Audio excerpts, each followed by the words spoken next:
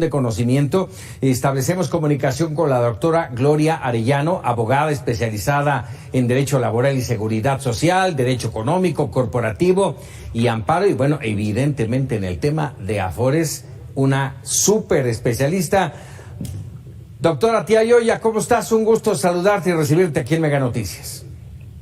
Paco, un placer estar contigo y con todo tu auditorio con este tema que de verdad se está volviendo cada día un verdadero dolor de cabeza. Mira, es muy importante que todos estemos conscientes de que el esquema jurídico en materia de pensiones en IMSS se divide en dos.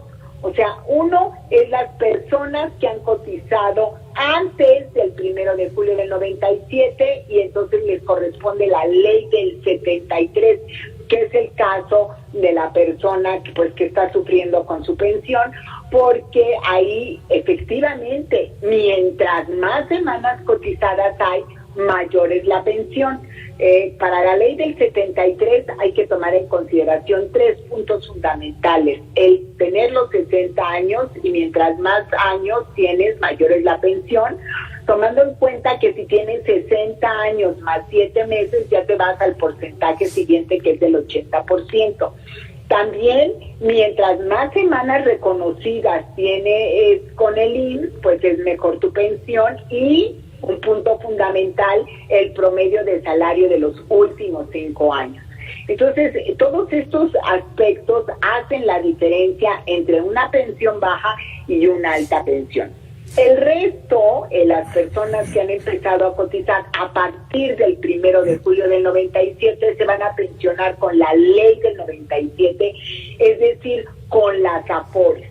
Pero quiero ser muy enfática y comentarte a ti y a todo tu auditorio que todos los que cotizamos con IMSS tenemos Afores, todos.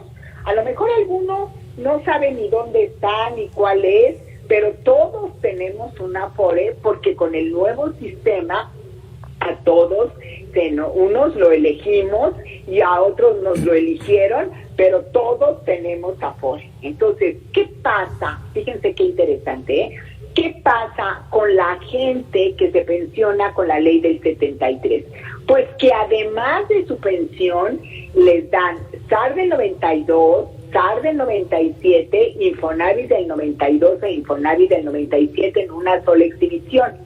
¿Qué pasa con los trabajadores que se van a pensionar con la nueva ley, es decir, con la ley del 97? Su pensión se basa exclusivamente en lo que tienen en su cuenta individual. Fíjense qué delicado lo que voy a decir.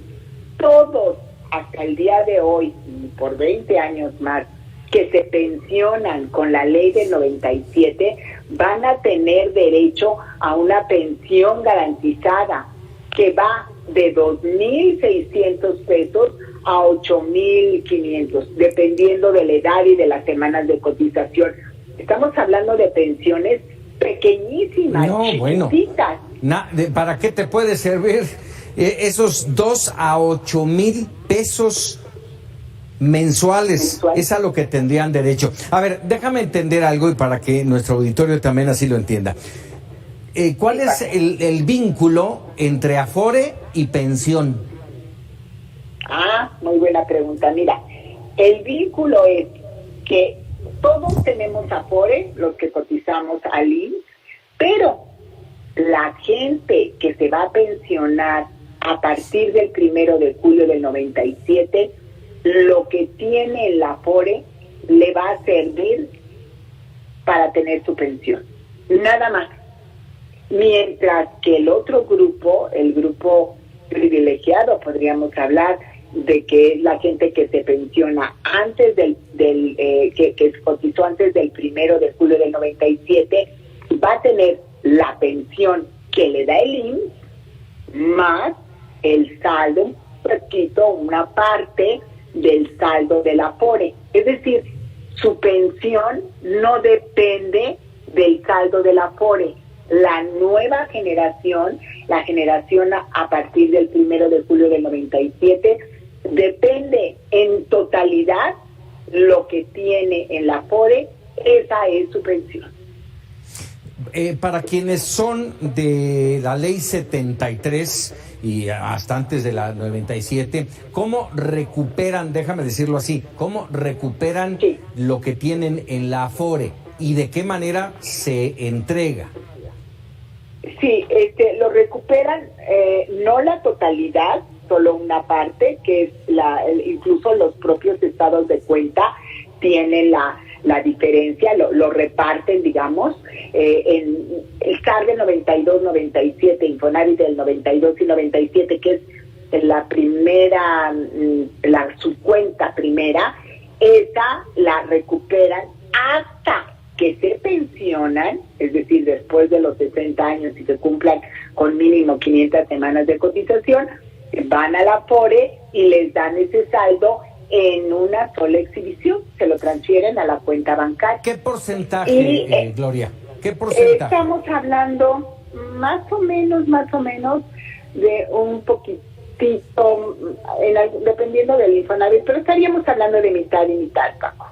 Por poner un saldo así muy arbitrario, no es exacto, y la otra, no quiero que tus auditorios. Y la otra mitad se queda como respaldo para el pago de tu pensión. La pensión.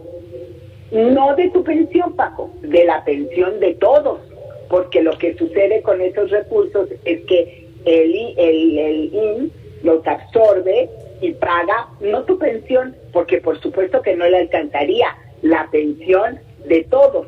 O sea, se va a un fondo y se van pagando todas las pensiones, tomando en cuenta que las pensiones de IMSS, pues no las paga el IMSS está quebrado desde el 97, las paga el gobierno federal vía los impuestos.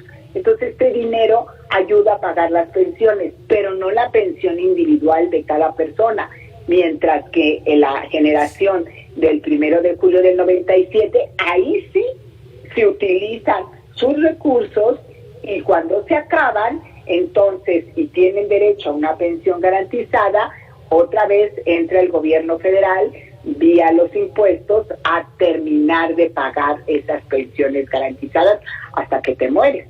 Claro. Entonces, si te das cuenta, estamos hablando de una problemática importantísima a nivel nacional del pago de pensiones, tanto de la ley del 73 como del 97. O sea, vamos a estar trabajando para pagar nuestros impuestos y esos impuestos sirvan para pagar las pensiones de todos, grandes y chicas, claro, pero la de todos. Vamos a hablar de las de los dos grandes grupos de trabajadores mexicanos. Voy a hacer ahorita referencia a los que están en la ley 73. ¿Las pensiones están topadas? ¿Tienen un tope? No tienen un tope. Las del 73 digamos que no hemos visto pensiones mayores de 70,000 pesos. 75,000 pesos es lo más alto que hemos visto. Son personas que tienen 65 años de edad, 2,040 semanas de cotización y promedio de salario de los últimos 5 años topado, ¿no? Entonces, son montos pues muy altos. Muy altos. Hablabas de un mínimo de 500 semanas de cotización. Si no llegas a las 500, ¿no alcanzas la pensión? No, sí. Si llegas a las 500, Paco, tienes derecho a tu pensión. ¿Menos de 500? No, nunca. Tienes que seguir cotizando. Hay esquemas voluntarios que te permiten hacerlo, la modalidad 40, que es la continuación voluntaria, o pues entras a trabajar, ves cómo, pero si tienes una semana menos de 500, te van a negar la pensión, y si te niegan la pensión, vas a la Afore y te dan el saldo entero de tu cuenta individual, que no es algo que recomiende, realmente vale más la pena tener tu pensión y tu servicio médico del IMSS. Claro. ¿Qué pasa con aquellos trabajadores que han tenido IMSS y han tenido ISSSTE por la variedad de trabajos que hubieran tenido? ¿Se pueden juntar? Sí. Pero esto es muy importante. Miren, el artículo 141 de la ley del ISSSTE habla de la portabilidad de las semanas de ISSSTE a IMSS. Pero es indispensable que sean personas que han cotizado en el 2007 del ISSSTE y hayan elegido cuentas individuales para poder realizar la portabilidad. El otro esquema de portabilidad se da si tú estás cotizando, vas a pensionarte con la nueva ley, entonces tienes en cuentas individuales en ISSSTE y en cuentas individuales en IMSS, entonces, bueno, vas a hacer una sola pensión. Pero si lo que tú quieres es incrementar tu pensión del IMSS con lo que cotizaste en cuentas individuales de ISSSTE, así lo puedes hacer. Gloria Arellano, doctora, los jóvenes de Ley 97 para acá, ¿qué tienen que hacer? ¿Cuál es la recomendación? La recomendación, Paco, es que se pongan a trabajar y a ahorrar, porque está muy dura la situación, y que a mí me gusta el esquema de contratar planes personales de retiro. O sea, el tema de las aportaciones voluntarias en Afores no me parece tan bueno ni con resultados tan efectivos. Actualmente el sector privado está lleno de propuestas para planes personales de retiro, pues para que tengan, lo ideal sería su pensión del IMSS, un plan privado de pensiones de las empresas, y si tienen la oportunidad de trabajar en empresas que tienen planes privados de pensiones, más su plan personal de retiro, pues es importante, porque aparte de todo estamos hablando de una generación con una esperanza de vida muy larga, muy larga. Entonces hay que cuidar de ese periodo de vida.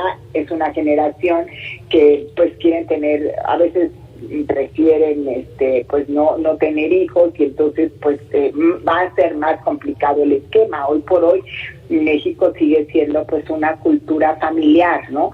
Entonces al adulto mayor en condiciones generales se le cuida con pensión y sin pensión, pero las futuras generaciones van a tener una problemática diferente en ese sentido, y entonces sí es muy importante, porque además son generaciones muy inteligentes y muy activas y proactivas, y andan buscando sus propios negocios. Entonces no, ese tema de estar en empresas 20 años ya no es un supuesto viable para ellos. Entonces sí, chequen, cuiden su vejez, y yo creo que un plan personal de retiro puede ser una buena opción.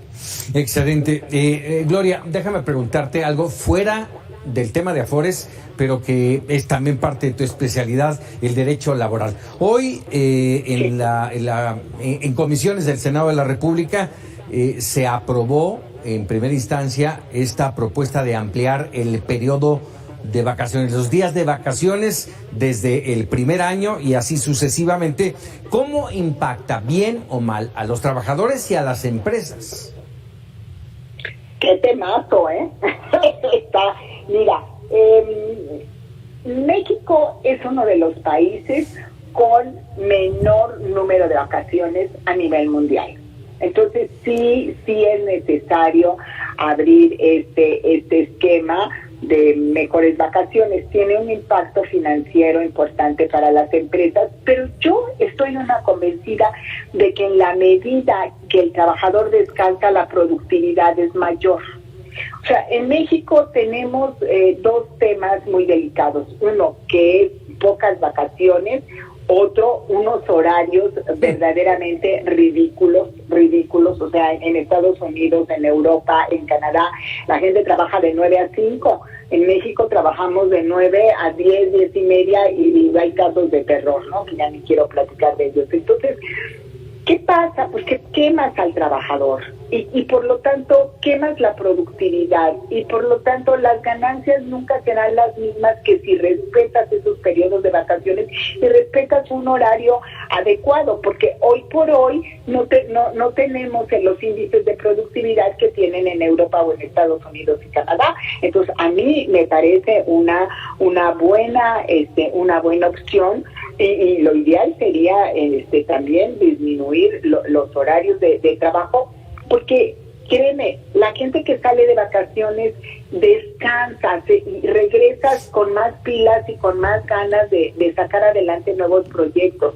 Un trabajador quemado no te dará nunca los resultados, ni para el bien de él, ni para bien de la empresa, ni para bien de México. Perfecto. Tía Yoya, te agradezco enorme estos minutos para Mega Noticias, para quienes quieran seguir y buscar y encontrar respuestas en Twitter, @doctora Tía Yoya. ¿Algún otro espacio más, Gloria?